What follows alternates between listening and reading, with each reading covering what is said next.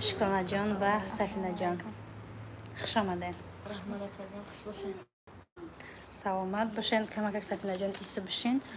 چیزه امروز خواستم که قطعا یک صحبت گذرانیم، فکر عقیده های شما را بفهمیم، چون هر دوشان سراینده بهترینه. رختان میدونین. سفینه جان خیلی باری اول میشنویم، کسی که تیک تاک شا اینستاگرام شا ما میمونیم در آین آواز شا گوش کنین، از ما میمونم سرود میخونن شما گوش میکنین. اول فکر عقیده هاشون میگم، بعدا میگذاریم با سرود خانی. کدومی که درآمد سوال داشته باشین مرحمت.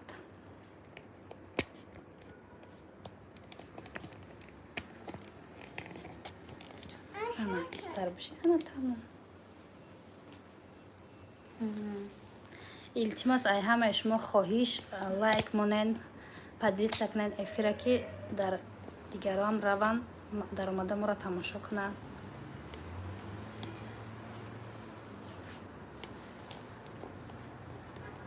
مرحمت. یکم کی سرود میخونه؟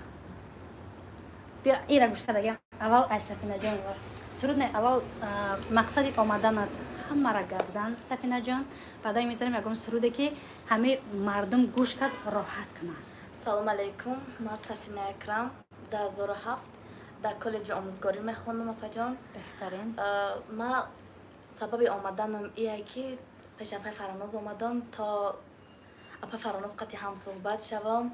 اپا فراناز بسیار دخترک خاکسارن و دخترک میفهمیدگی هستن.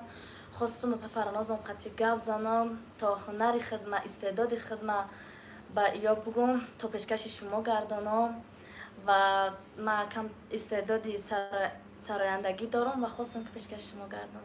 مرحمت. شکران جان. یک سلام علیک میکنیم برای مخلصات. خوش آمدی یک بار دیگه خانه افا جان تو میدی. سلام بشه، سلام بر پیشکش فراناز. ما چند قبل نبودم میخواندم، مقصد درسم هم تمام شد. نشیب باشه انشالله با ایپای برنامه میشم انشالله. سلامت باشین. خوش آمدین. دوستان عزیز، نگفتن همونه که یک چند وقت بود ما خاموش بودیم به خاطر که مرا مادر شدم. سفینه جان چند مرتبه من نویسنده بودن، شکرانه نیست.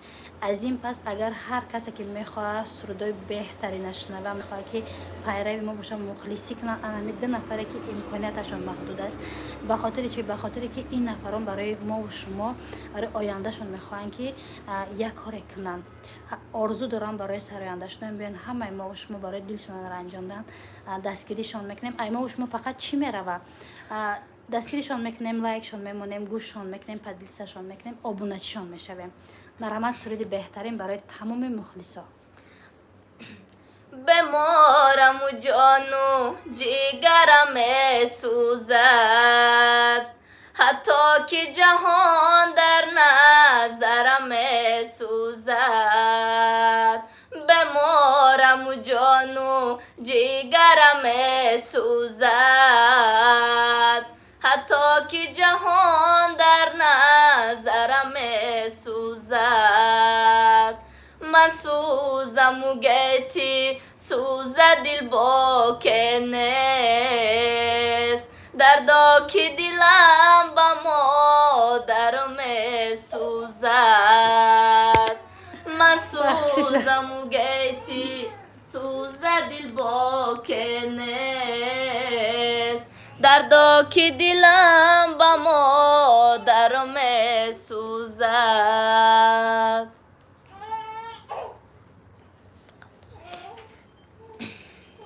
سلامت باشه. بخشش یک شروع بهر شما میخوانم. دل دردمندی مرا نبود به تو دوا، خبری قلبی مرا بشنوی به وفا. دل دردمندی مرا نبود به تو دوا، خبری قلبی مرا بشنوی به وفا. خبری قلبی مرا بشنوی به وفا. سلامت باشین، زنده باشین.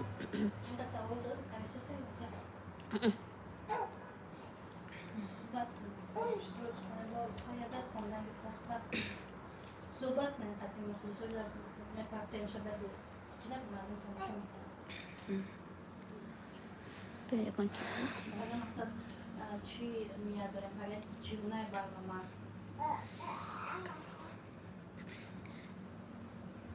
پگه ساعتی هفتی بگاه نشی باشه پگه ساعتی هفتی بگاه یک دو ویدیو میشد همه کسا مقصد دارین ابونه شوین ببینین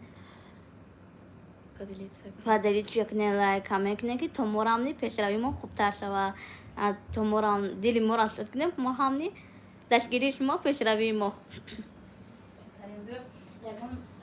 یکم سرود دیگه میخونه چی سرود؟ مادر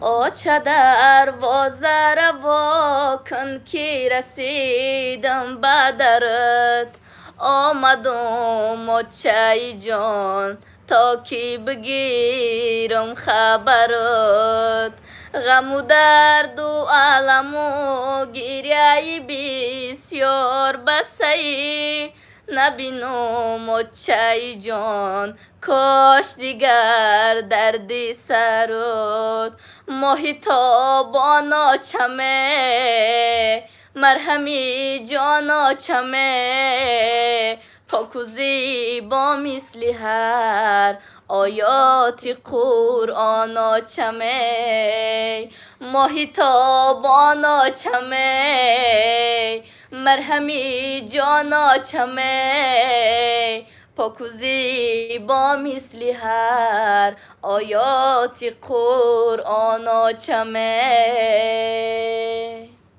سلامت باشین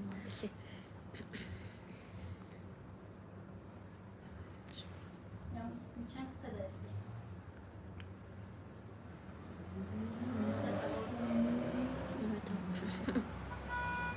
یکم سوال باشه مرحمت